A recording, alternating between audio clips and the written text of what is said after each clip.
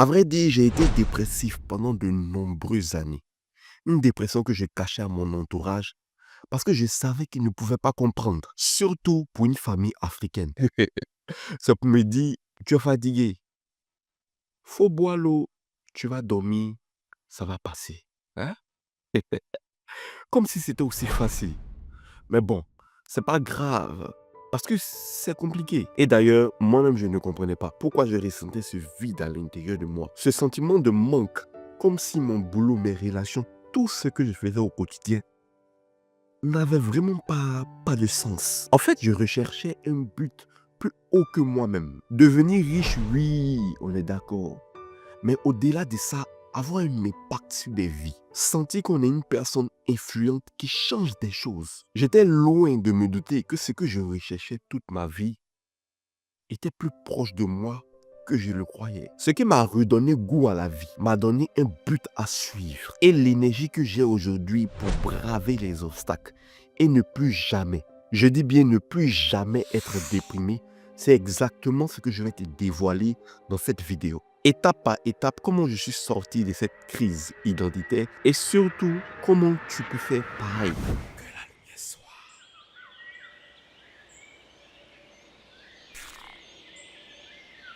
Tout commence après mes études en Inde, où j'ai décidé de retourner dans mon pays d'origine, qui est bien sûr la Côte d'Ivoire, dans le but de me lancer dans les affaires parce que j'étais convaincu, au plus profond de moi, que j'étais appelé au business. À ce moment clé dans ma tête, il n'y avait pas d'autre possibilité. En plus, je faisais déjà des activités en parallèle de mes études. Et ça marchait bien. Et donc chez moi, la richesse m'attendait sur un plateau d'or. Mais j'étais loin de m'imaginer ce qui allait m'arriver. Et donc, de retour à Abidjan, je convainc les membres de ma famille de m'accompagner dans cette aventure. Et ils ont accepté parce que sérieux, moi-même je sais qu'il est caché. Comme il faut voir. Bref, première année, j'ouvre mon entreprise. Je prends mon local, j'achète les meubles, engage du personnel, attaque le marketing.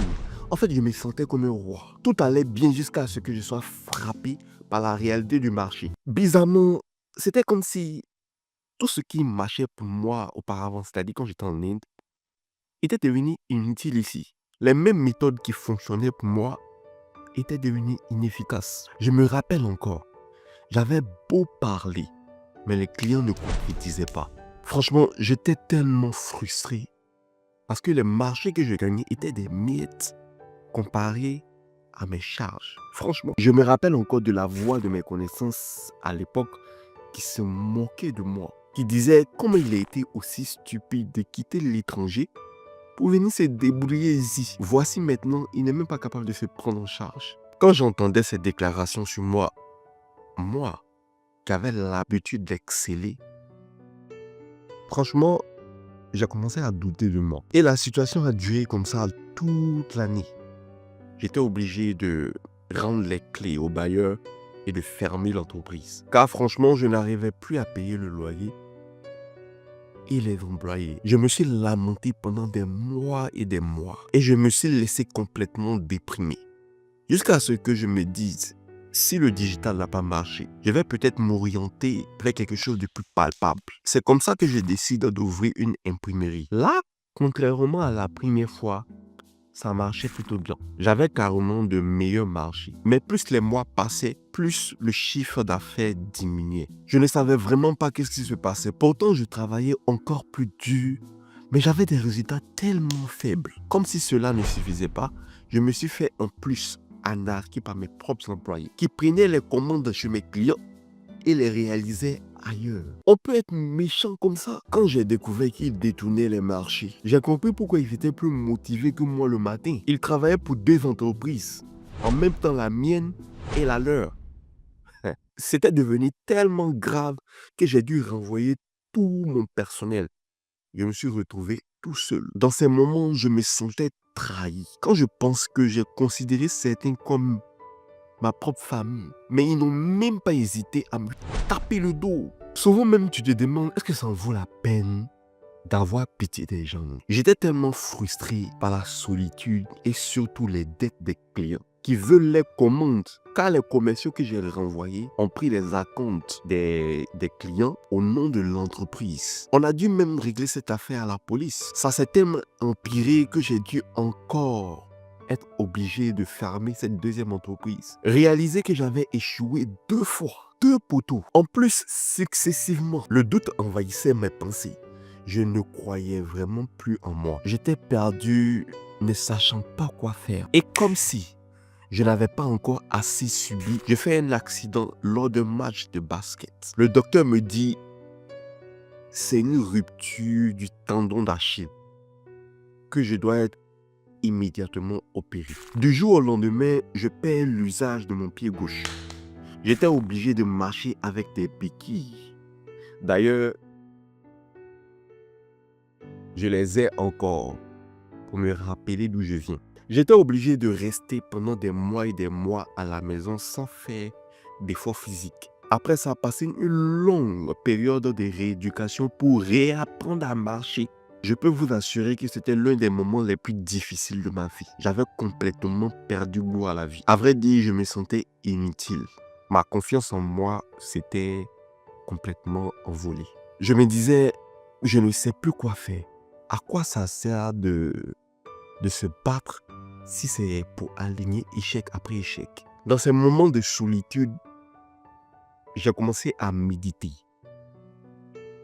à prier, à demander à Dieu de se révéler à moi. Que j'étais fatigué de me débattre tout seul sans résultat.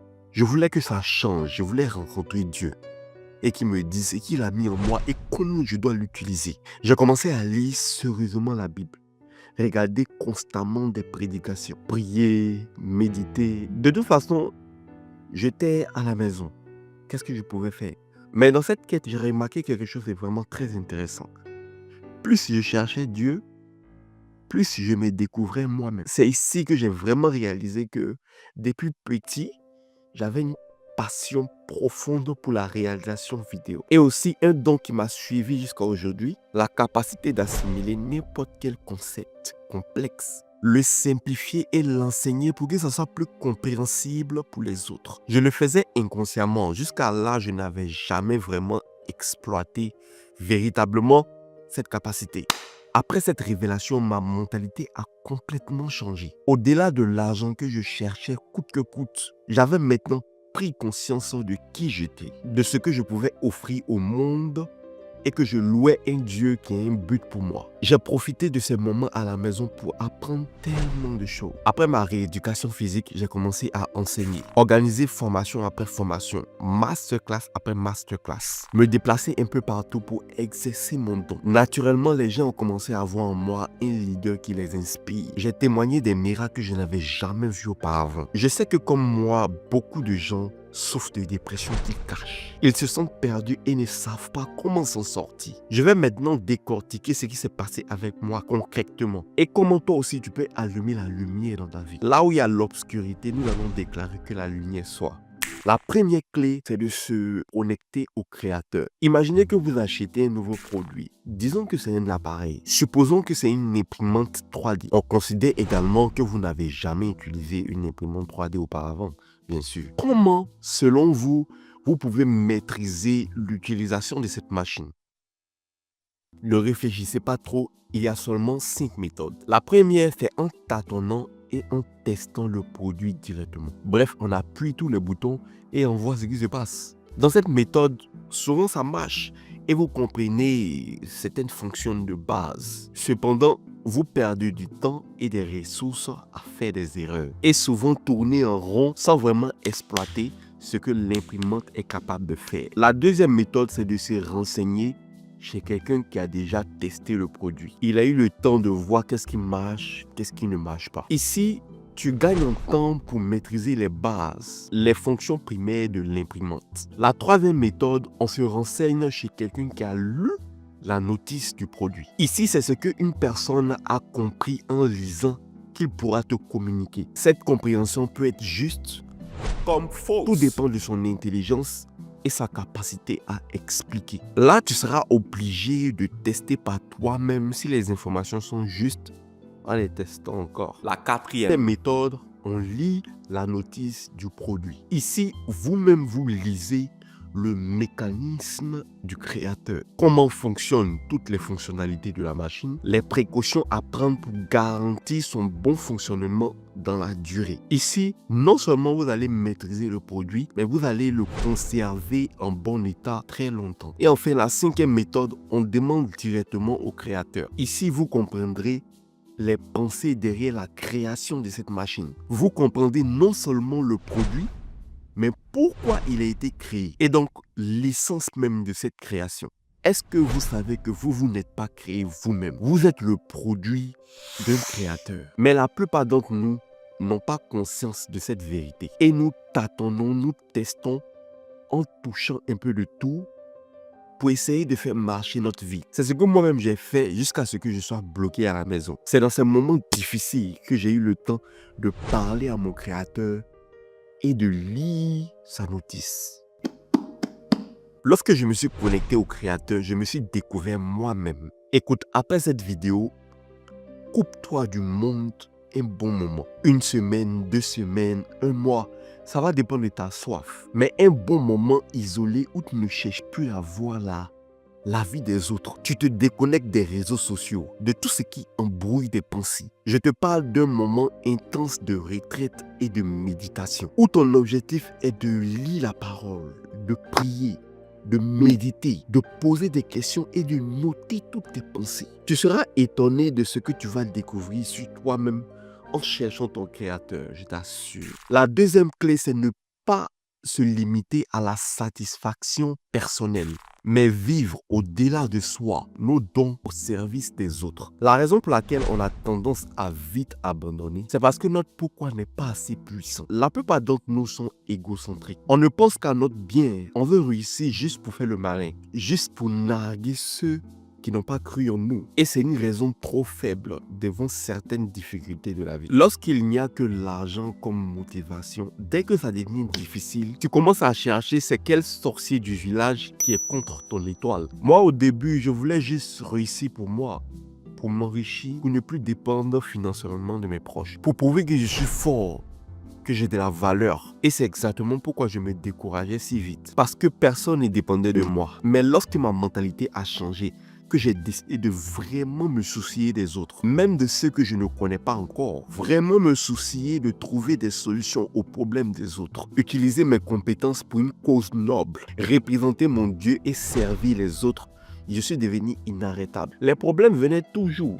Mais ce qui avait changé, c'est que mon pourquoi était devenu plus fort que les obstacles. Abandonner n'était plus une option car des vies dépendent désormais de moi, de mes actions. Ne pas vivre seulement pour soi, mais pour le bien de plusieurs, te donne une ténacité que tu n'avais pas avant. Aujourd'hui, demande-toi quel changement tu veux apporter à ta société. Qu'est-ce que tu peux offrir qui aura un impact considérable dans la vie des autres? Qui sont ceux que tu peux aider avec les dons que Dieu a mis en toi? Vous devez vivre pour une mission, pas seulement pour devenir riche. Bien que la richesse n'est pas un problème, mais votre joie doit être sur l'accomplissement de cette mission. La richesse sera juste un supplément. Il est même écrit qu'il y a plus de bonheur à donner qu'à recevoir. La troisième clé, c'est de comprendre que le bien et le mal sont bons. Là, c'est le secret pour avoir un mental d'acier. Le fait de comprendre que la souffrance, le plaisir sont tous deux des outils dans la main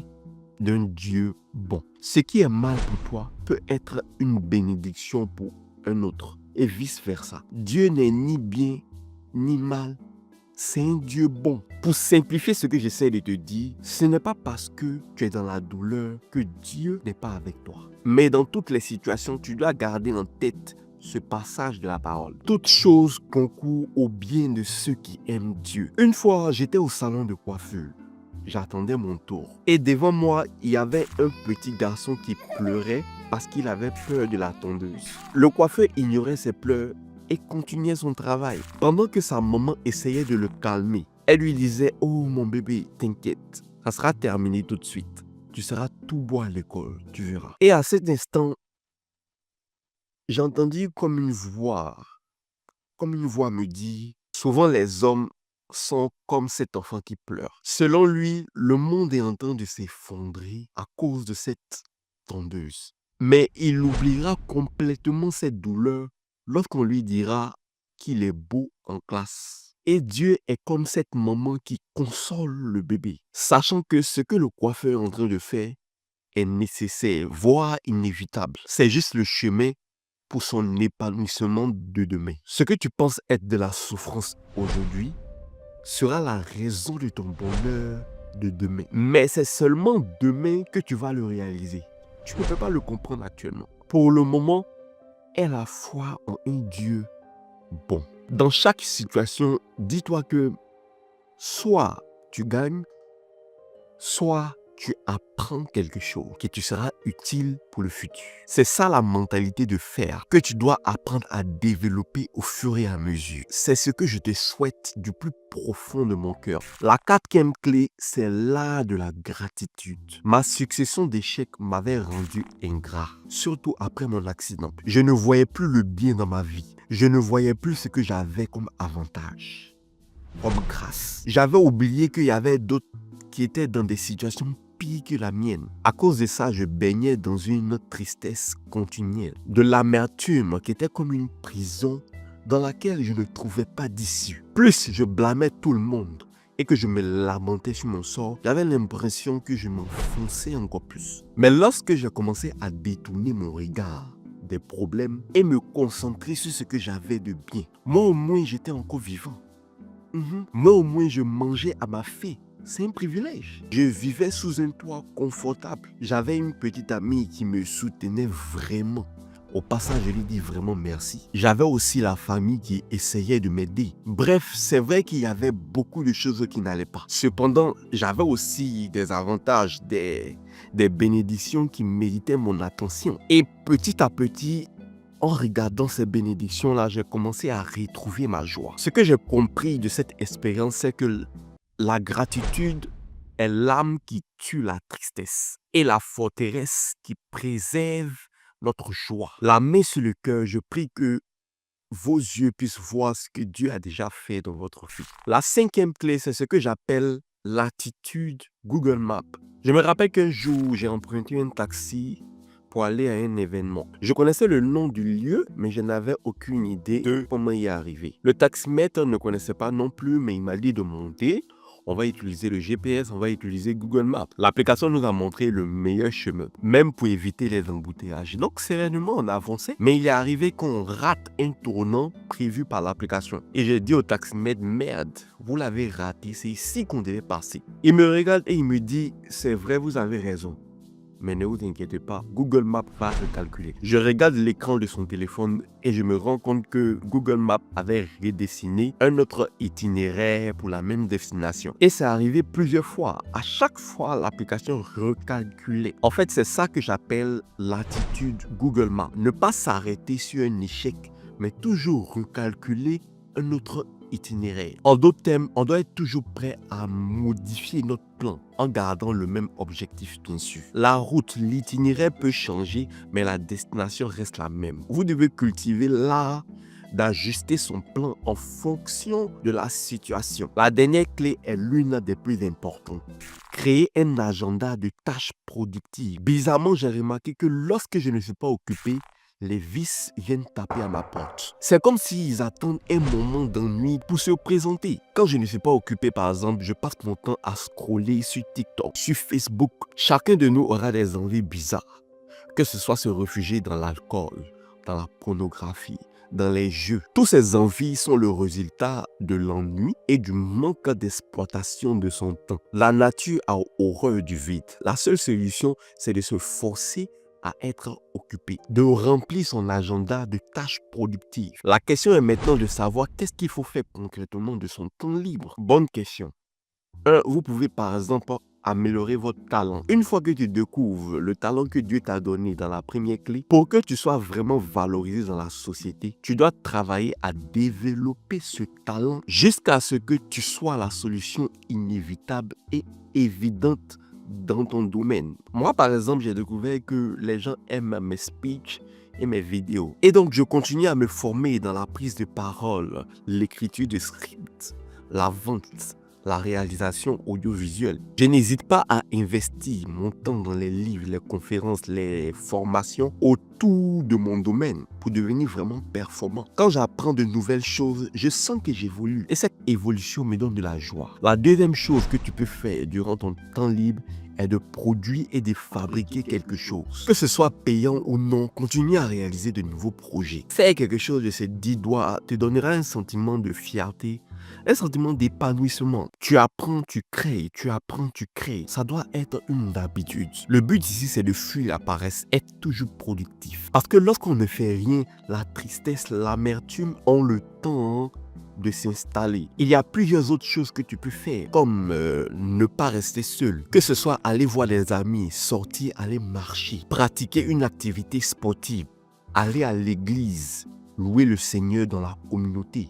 Lorsqu'on est ensemble, ça te donne une énergie nouvelle. Le fait de bouger son corps et de rencontrer d'autres personnes tuera non seulement l'ennui et la tristesse. Je t'en supplie, à partir d'aujourd'hui, décide de remplir ton temps des activités qui développent ton corps, ton âme et ton esprit. Ce sont ces 6 clés qui m'ont permis de quitter la dépression et de réveiller le leader en moi. Aujourd'hui, ma mission est de faire pareil pour les autres. Que ce soit par mes capsules vidéo, mes films, mes conférences, mes masterclass. Mon objectif est de vous faire réaliser que vous êtes sur cette terre pour quelque chose de plus grand que vous. De réveiller le leader qui sommeille à l'intérieur de vous. Et affiner votre image pour que le monde voie ce que Dieu voit en vous. Que celui qui a les oreilles pour entendre, entende.